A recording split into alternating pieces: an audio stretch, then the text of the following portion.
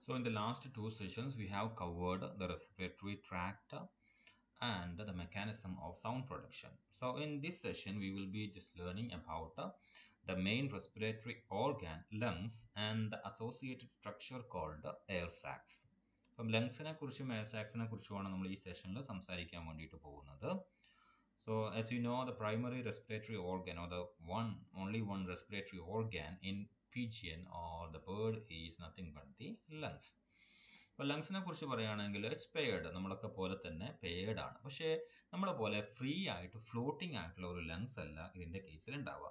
It's actually connected with the body wall or ribs or thoracic vertebrae. അപ്പോൾ അങ്ങനെ ഒരു compact ആയിട്ടുള്ള ഒരു സ്ട്രക്ചർ, നോൺ ഇലാസ്റ്റിക് ആയിട്ടുള്ള സ്ട്രക്ചറാണ് ലങ്സ് എന്ന് പറയുന്നത്. So the two bright red lungs, they are small, compact and non-elastic bodies.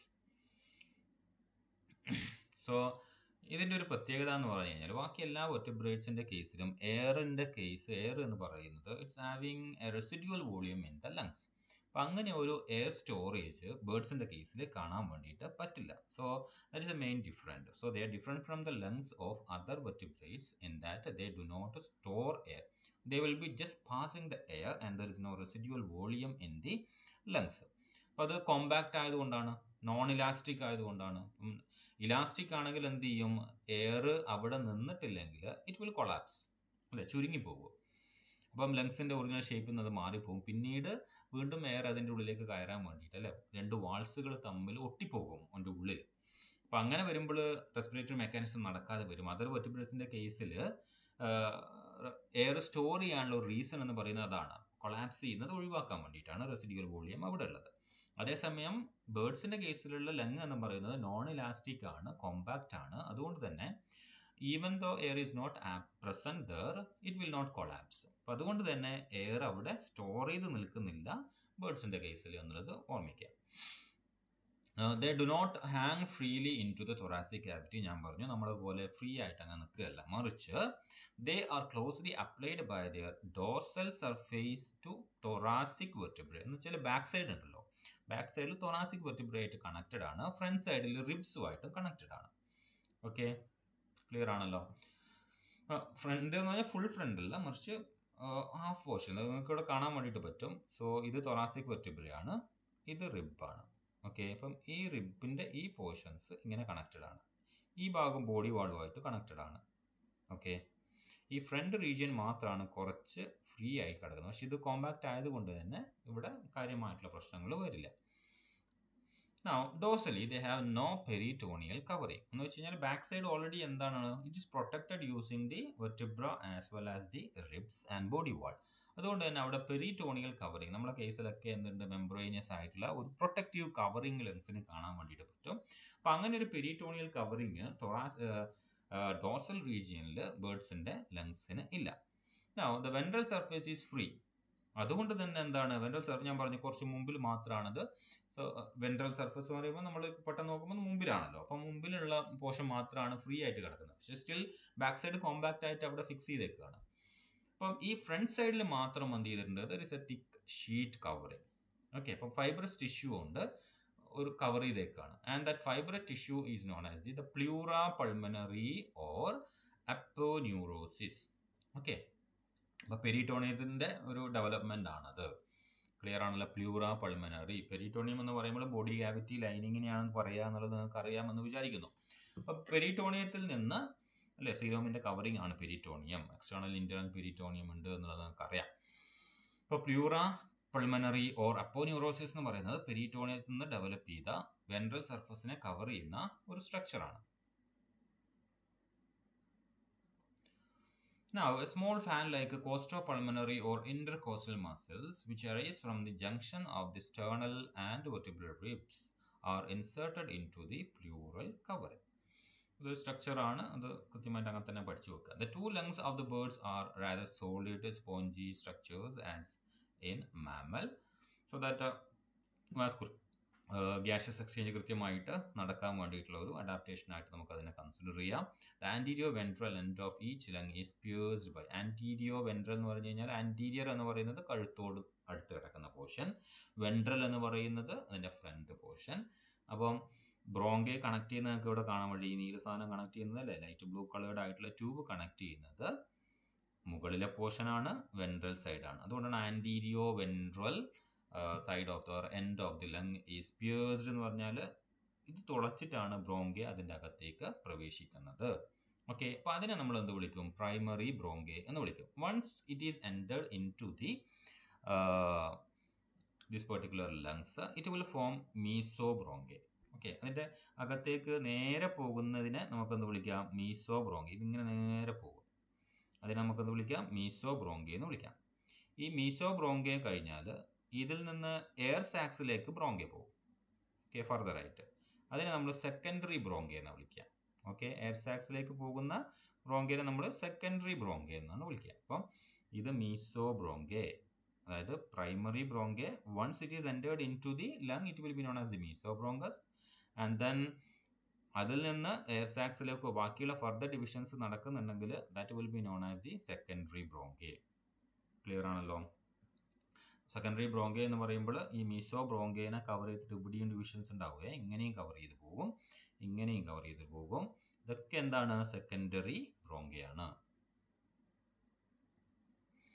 നമുക്കിവിടെ കാണാൻ വേണ്ടിയിട്ട് പറ്റും. ഓക്കെ, സോ മീസോ ബ്രോങ്കെ അല്ലേ. വൺസ് പ്രൈമറി ബ്രോങ്കെ എൻ്റർ ചെയ്ത് കഴിഞ്ഞാൽ ഇതാണ് ലങ്ങിൻ്റെ പോർഷൻ എന്ന് പറയുന്നത്. ഓക്കെ, അപ്പോൾ അതിൻ്റെ ഉള്ളിലുള്ളതിനെ മീസോ ബ്രോങ്കെ എന്ന് പറയാം. ഇതിൽ നിന്ന് ഒറിജിനേറ്റ് ചെയ്യുന്ന ബ്രോങ്കേനെ നമ്മൾ എന്ത് വിളിക്കും? സെക്കൻഡറി ബ്രോങ്കസ് എന്നാണ് വിളിക്കുക. ഈ സെക്കൻഡറി ബ്രോങ്കസ് ഫർദറായിട്ട് ലങ്സിൻ്റെ ഉള്ളിൽ തന്നെ ചുറ്റിപ്പറ്റി കിടക്കുകയാണെങ്കിൽ അതിനെയാണ് നമ്മൾ പാരാബ്രോങ്കെ എന്ന് വിളിക്കുന്നത്. ഈ പാരാബ്രോങ്കയാണ് ഫർദർ ആയിട്ട് ഡിവൈഡ് ചെയ്തിട്ട് എയർ കാപ്പിലറീസും കാര്യങ്ങളൊക്കെ ഉണ്ടാവുന്നത്. അത് നമുക്ക് ഡീറ്റെയിൽ ആയിട്ട് പറയാം. So within the lung it loses it's cartilaginous ring. Definitely നമുക്ക് ആവശ്യമില്ല അല്ലേ. കാർട്ടിലേജിനസ് റിങ് എന്ന് പറയുന്നത് പ്രൊട്ടക്ഷന് വേണ്ടിയിട്ടുള്ളതാണ്. ലങ്സിൻ്റെ അകത്തേക്ക് പോയി കഴിഞ്ഞാൽ അതിൻ്റെ ആവശ്യമില്ല, ഇറ്റ് ബിക്കം ഹാർഡ്. അപ്പോൾ അതുകൊണ്ട് അത് ഒഴിവാക്കാൻ വേണ്ടിയിട്ട് cartilaginous ring is absent. Evolutionary ഒരു adaptation reaches up to its distal or posterior end and it becomes mesobronchus. അതാണ് ഞാൻ പറഞ്ഞത്. Now it sends branches into the air sacs and also gives off secondary bronchi which may be distinguished as the dorsal, ventral, lateral. ഞാൻ പറഞ്ഞു ലങ്സിന്റെ ഉള്ളിൽ തന്നെ എന്ത് ചെയ്യുന്നുണ്ട്? അത് പല ഭാഗത്തേക്കും തെറ്റുന്നുണ്ട്. അപ്പം സെക്കൻഡറി ബ്രോങ്കേനെ നമുക്ക് എന്ത് വിളിക്കാം? ഡോർസൽ സെക്കൻഡറി ബ്രോങ്കെ ഉണ്ട്, വെൻട്രൽ സെക്കൻഡറി ബ്രോങ്കെ ഉണ്ട്, ലാറ്ററൽ സെക്കൻഡറി ബ്രോങ്കെ ഉണ്ട്. ഓക്കെ, അപ്പോൾ അതിൻ്റെ ആണ് എന്തുള്ളത്? വാസ്കുലാർ ടിഷ്യൂസും എയർ കാപ്പിലറീസും ഒക്കെ വരുന്നത് ആ ഒരു secondary ബ്രോങ്കയിലായിരിക്കും. Now the secondary bronchi branch again into many tertiary bronchi and that will be known as the parabronchi. അപ്പോൾ നമുക്ക് നോക്കാം നിങ്ങൾ ഈ സ്ട്രക്ചർ അതാണ്. ഇനി this gives rise to an intricate system of ramifying and astonishing fine thin-walled tubules or air capillaries forming loops and forming the main substance of the lung. Forming the main substance of the lungs എന്ന് ഉദ്ദേശിക്കുന്നത് എന്താണ് അവിടെ? Actually the space for the main substance കൊണ്ട് ഇവിടെ ഉദ്ദേശിക്കുന്നത് it's actually the space for the gaseous exchange. അതാണല്ലോ അതിന് main function എന്ന് പറയുന്നത്. അപ്പോൾ ബ്ലഡ് കാപ്പിലറീസ് ലൈൻ ചെയ്തേക്കുന്ന ഒരു സർഫേസ് ഫീച്ചേഴ്സ് ആയിട്ട് അത് മാറും. അതിനെയാണ് നമ്മൾ ഈ പാരാബ്രോങ്കെ എന്നും എയർ കാപ്പിലറീസ് എന്നും വിളിക്കുന്നത്. ക്ലിയർ ആണല്ലോ? അത് എവിടുന്ന് ഉണ്ടാവുന്നത്? സെക്കൻഡറി ബ്രോങ്കയിൽ നിന്നാണ് ഉണ്ടാവുന്നത്. സെക്കൻഡറി ബ്രോങ്കെ ടെറിഷറി ബ്രോങ്കെ ആയിട്ട് മാറുമ്പോൾ അതിന് പാരാബ്രോങ്കെ എന്ന് വിളിക്കും. പാരാബ്രോങ്കയിൽ നിന്നാണ് എയർ കാപ്പിലറീസ് ഒറിജിനേറ്റ് ചെയ്യുന്നത്. Now the lung parenchyma shows hexagonal areas or units, each consisting of a central parabronchus. Okay, a central parabronchus. അപ്പോൾ ഇത് ഇങ്ങനെ ഒരു സ്ട്രക്ചർ. അപ്പോൾ ഇതിനെ നമുക്കെന്ത് വിളിക്കാം? സെൻട്രൽ പാരാബ്രോങ്കസ് എന്ന് വിളിക്കാം. ഇതിലൂടെയാണ് എയർ പാസ് ചെയ്യുക. ഇത് എന്തുണ്ടാവും? ഇതിന് ചുറ്റും എന്തുണ്ടാവും? ബ്ലഡ് കാപ്പിലറീസ് ലൈൻ ചെയ്തിട്ടുണ്ടാവും. അപ്പോൾ എന്ത് നടക്കും? എയർ അല്ലേ, ഇവിടുന്ന് ഇങ്ങോട്ടും അവിടുന്ന് ഇങ്ങോട്ടും എക്സ്ചേഞ്ച് നടക്കും. അതാണ് പറയുന്നത്. As the parabronchi air capillaries joins with the neighbors, none ends blindly. എന്ന് വെച്ച് കഴിഞ്ഞാൽ ഇതിനൊരു അവസാനം ഇല്ല അല്ലേ. നോക്കിയാൽ നിങ്ങൾ ഇവിടുന്ന് പോകുന്ന സെക്കൻഡറി ബ്രോങ്കെ നേരെ ഇങ്ങനെയൊക്കെ പോയിട്ട് ഇവിടെയൊക്കെ അത് നിൽക്കുകയല്ല, മറിച്ച് എന്താണ്? തിരിച്ച് ഇങ്ങോട്ട് തന്നെ പ്രവേശിക്കുകയാണ് അല്ലേ, തിരിച്ചിങ്ങോട്ട് കണക്റ്റഡ് ആണ്. ഒരു സംഗതിയും എന്ത് ചെയ്യുന്നില്ല? ബ്ലാങ്ക് ആയിട്ട് അവിടെ സ്റ്റോപ്പ് ചെയ്യപ്പെടുന്നില്ല, അല്ലെങ്കിൽ ഓപ്പണിംഗ് ഇല്ലാത്തൊരു ബ്ലൈൻഡ് എൻഡിലേക്ക് അവസാനിക്കുന്നില്ല, മറിച്ച് അത് തിരിച്ച് കണക്റ്റഡ് ആണ്. അതാണ് ഇവിടെ സൂചിപ്പിക്കുന്നത്. So as the parabronchi and air capillaries joins with their neighbors, none ends blindly. അപ്പുറം ഇപ്പുറം ഒക്കെ ഇന്റർ കണക്റ്റഡ് ആയിട്ട് നിൽക്കുകയാണ്. അപ്പം എല്ലാവരും ഒരു നെറ്റ്വർക്ക് ആയിട്ട് ഫോം ചെയ്യുകയാണ് ചെയ്യുക, അല്ലാതെ ഒരു ട്യൂബ് ഒരു സ്ഥലത്ത് പോയിട്ട് അവസാനിക്കുന്നില്ല. ബ്ലൈൻഡ് എൻഡ് എന്ന് പറയുന്നത് ഇപ്പം ഇങ്ങനെ ഒരു ട്യൂബ് ഇങ്ങനെ പോയിട്ട് ഇവിടെ അങ്ങ് നിൽക്കുകയാണെങ്കിൽ ഇതിനെയാണ് ബ്ലൈൻഡ് എൻഡ് എന്ന് വിളിക്കുക. ഇവിടെ എന്താ സംഭവിക്കുന്നത്? ഇങ്ങനെ പോയി ഇത് ഇങ്ങോട്ട് കണക്റ്റഡ് ആണ്, ഇങ്ങോട്ട് കണക്റ്റഡ് ആണ് അല്ലേ, ഇത് വന്നിട്ട് ഇങ്ങോട്ട് കണക്റ്റഡ് ആവും, ഇത് ഇങ്ങോട്ട് കണക്റ്റഡ് ആവും, ഇങ്ങനെ അങ്ങ് പോവാണ്. ഇതേ എല്ലാം ഇന്റർ കണക്റ്റഡ് ആണ്. ഇങ്ങനെ ഒരു സ്ട്രക്ചറിലേക്ക് പോകുന്നതുകൊണ്ടാണ് നമ്മൾ പറയുന്നത് it will not be ending blindly എന്ന് പറയുന്നത് അതുകൊണ്ടാണ്. Now, the inner vascular surface of the air capillary serves as a respiratory membrane through which the gaseous exchange with the blood occurs. Now, around the lungs and connected with the ends of the main bronchial arches are remarkable, large, thin-walled, membranous, non-muscular and non-vascular air sacs. ഇപ്പോൾ air sacs non vascular എന്ന് പറയുമ്പോൾ തന്നെ നമുക്ക് എന്ത് പറയാം? It is not mean for the gaseous exchange. Air store ചെയ്യാൻ വേണ്ടിയിട്ട്, ബോയൻസിക്ക് വേണ്ടിയിട്ട് മാത്രമാണ് അത് ഉപയോഗിക്കുന്നത്. മാത്രമല്ല നമ്മളെ കേസിൽ, ബേർഡ്സിന്റെ കേസിൽ നമുക്കറിയാം ന്യൂമാറ്റിക് ബോൺസ് ആണ്, എയർ സ്പേസസ് ഉണ്ടാവും, അതിന്റെ ഉള്ളിലേക്കൊക്കെ ഈ എയർ സാക്സ് പോകുന്നുണ്ട്. അപ്പോൾ എയർ സാക്സ് എന്ന് പറയുന്നത് എന്തല്ല, മസ്കുലാർ അല്ല, മറിച്ച് എന്താണ്, ഈ പറയുന്ന ബ്രോങ്കേന്റെ മ്യൂക്കസ് മെംബ്രെയിന് ഡയലേറ്റ് ചെയ്തുണ്ടായതാണ് ഈ പറയുന്ന എയർ സാക്സ് എന്ന് പറയുന്നത്. അപ്പം നിങ്ങൾ ആലോചിച്ച് നോക്കുക, നല്ല കട്ടിയുള്ള ഒരു ട്യൂബ്, ഒരു ഗ്യാപ്പ് വന്നു കഴിഞ്ഞാൽ അതിലേക്ക് എയർ നിറക്കുമ്പോൾ എന്ത് സംഭവിക്കും? അതിൻ്റെ ഉള്ളിലുള്ള മെമ്പറിന് പുറത്തേക്ക് തള്ളി വരാൻ വേണ്ടിയിട്ട് തുടങ്ങും അല്ലേ, എന്നിട്ട് അതിൽ എയർ ഫില്ല് ചെയ്യും. ക്ലിയർ അല്ലേ? അപ്പം ഇങ്ങനെ ഒരു ട്യൂബ് ഉണ്ടെന്ന് വിചാരിക്കാം, ക്ലിയർ അല്ലേ? ഇതിൻ്റെ ഉള്ളിലൊരു മെമ്പറൈൻ ഉണ്ട്, അതിന് നമ്മൾ മ്യൂക്കസ് മെമ്പറൈൻ എന്ന് പറഞ്ഞത്. ഇതെങ്ങനെ ഫോം ചെയ്തെന്നാണ് പറയുന്നത് കേട്ടോ. അപ്പം എവല്യൂഷണറി ഇവിടെ ഒരു ഗ്യാപ്പ് ഉണ്ടായെന്ന് വിചാരിക്കുക, ഇതിലൂടെ എയർ പോകുമ്പോൾ എന്ത് സംഭവിക്കും? ഈ ഉള്ളിലെ മെമ്പറൈന്, ഇത് പുറത്തത് ഹാർഡാണെന്ന് വിചാരിക്കുക, ഉള്ളിലെ മെമ്പറൈൻ എന്ത് ചെയ്യും? ഇത് പുറത്തേക്ക് ഇങ്ങനെ വരും അല്ലേ. എയർ എത്രത്തോളം ഫില്ല് ചെയ്യുന്നോ അത്രത്തോളം ഇങ്ങനെ വന്ന് നിൽക്കും. ഇതാണ് ആക്ച്വലി എന്ത്, എയർ സാക്സ് എന്ന് പറയുന്നത്. അപ്പം ബ്രോങ്കേന്റെ മ്യൂക്കസ് മെമ്പറൈന് എക്സ്പാൻഡ് ചെയ്തിട്ടുണ്ടായതാണ് എയർ സാക്സ് എന്ന് പറയുന്നത്. അപ്പം ഇതെന്തല്ല, മസ്കുലാർ അല്ല, വാസ്കുലാർ അല്ല അല്ലേ. അപ്പം വാസ്കുലാർ അല്ല, മസ്കുലാർ അല്ല, ഓക്കെ. അത് തിൻ വാൾഡ് ആയിട്ടുള്ള മെമ്പറൈൻ മാത്രമാണ്, ബോയൻസിക്ക് വേണ്ടിയിട്ടാണ് അത് ഉപയോഗിക്കുക. So they are formed. എങ്ങനെയാണ് നമ്മൾ റെസ്പിറേറ്ററി അല്ല എന്ന് പറയുന്നത്? Because it's non vascular. Respiratory ആവണമെങ്കിൽ ബ്ലഡ് കാപ്പിലറീസ് അവിടെ ഉണ്ടെങ്കിൽ മാത്രമേ എക്സ്ചേഞ്ച് നടക്കുകയുള്ളൂ, ഗ്യാഷ്യസ് എക്സ്ചേഞ്ച് നടക്കുകയുള്ളൂ. അപ്പം നോൺ വാസ്കുലാർ എന്ന് പറയുമ്പോൾ it's not mean for the gaseous exchange എന്നുള്ളത് നമുക്ക് പറയാൻ വേണ്ടിയിട്ട് പറ്റും. So it's not respiratory in action, the air sacs ബോയൻസിക്ക് വേണ്ടി മാത്രമാണ്. They are formed by the dilation of the mucous membrane of the bronchus. നമ്മൾ പറഞ്ഞു their total volume is several times larger than that of the lungs. നമുക്ക് കാണുമ്പോൾ തന്നെ അറിയാലോ, ഇത് മാത്രമാണ് ലങ്സ്, ഈ പോർഷൻ മാത്രമാണ് ലങ്സ്. ബാക്കി കാണുന്ന ഇത് ഇത് ഇത് ഇത് ഇതൊക്കെ എന്താണ്? എയർ സാക്സ് ആണ്. ഇതൊക്കെ കാണുന്ന എയർ സാക്സ് ആണ്. അപ്പം ലങ്സിന് ഇതും എയർ സാക്സ് ആണ്, സെർവിക്കൽ എയർ സാക്സ് ആണത്. ലങ്സിനെ സംബന്ധിച്ച് നോക്കുമ്പോൾ ലങ്സിന്റെ വലിപ്പം എന്ന് പറയുന്നത് വളരെ കുറവാണ്, അതിന്റെ എത്രയോ മടങ്ങ് അധികമാണ് എയർ സാക്സിന്റെ വലിപ്പം എന്ന് പറയുന്നത്. അപ്പം the all arise from the secondary bronchi except the abdominal air sacs. Abdominal air sacs എന്ന് പറയുന്നത് നിങ്ങൾക്ക് ഇവിടെ കാണാൻ വേണ്ടി പറ്റുമല്ലോ, ഈ രണ്ടെണ്ണം.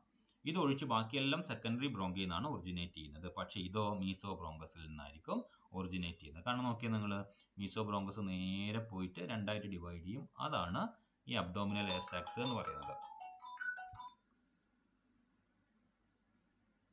അപ്പോൾ അബ്ഡോമിനൽ എയർ സാക്സ് ഒറിജിനേറ്റ് ചെയ്യുന്നത് മീസോ ബ്രോങ്കസിൽ നിന്നാണ്. ബാക്കി എല്ലാ എയർ സാക്സും ഒറിജിനേറ്റ് ചെയ്യുന്നത് സെക്കൻഡറി ബ്രോങ്കയിൽ നിന്നാണ്. അതുപോലെ വേറൊരു കാര്യം പറയാനുള്ളത്, എല്ലാ എയർ സാക്സും ബ്ലൈൻഡ് അല്ല, അതെല്ലാം എന്താണ്, interconnected. For example secondary ബ്രോങ്കയിൽ നിന്ന് ഒറിജിനേറ്റ് ചെയ്യുന്ന ഈ എയർ സാക്സ് നേരെ തിരിച്ച് നോക്കിയാൽ നിങ്ങൾ ഇവിടെ കയറി വരുന്നുണ്ടോ? തിരിച്ച് ഇങ്ങോട്ട് വരുന്നുണ്ട്. അപ്പം ഒന്നും ബ്ലൈൻഡ് അല്ല, എല്ലാം തിരിച്ച് കയറി വരുന്നുണ്ട്. എല്ലാറ്റിൻ്റെ കേസിൽ ഇതുണ്ട് കേട്ടോ, എല്ലാം തിരിച്ച് കയറി വരുന്നുണ്ട്. Except there's a cervical air sacs. Cervical air sacs മാത്രമാണ് ബ്ലൈൻഡ് ആയിട്ട് നിൽക്കുക.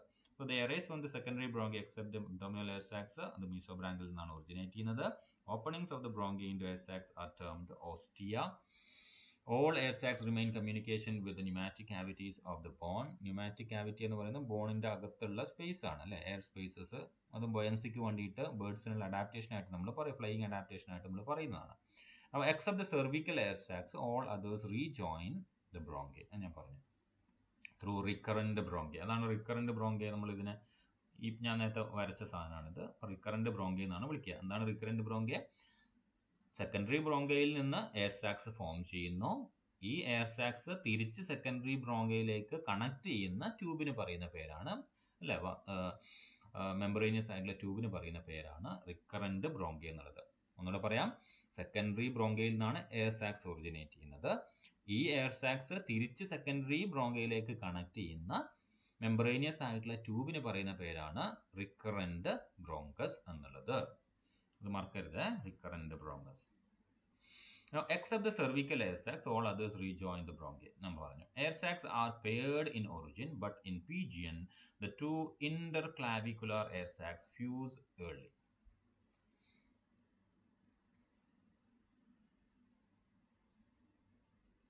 Clavicular air sacs ഉണ്ട്, interclavicular air sacs ഉണ്ട്. ഇതാണ്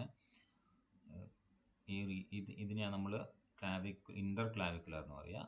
ഇത് ക്ലാവിക്കുലർ എന്ന് പറയും. ഇത് എക്സ്ട്രാ ക്ലാവിക്കുലർ എന്ന് പറയും. പിന്നെ ഇതിനൊക്കെ എന്തുണ്ട്, ന്യൂമാറ്റിക് ബോൺസിൻ്റെ ഉള്ളിലേക്ക് പോകും.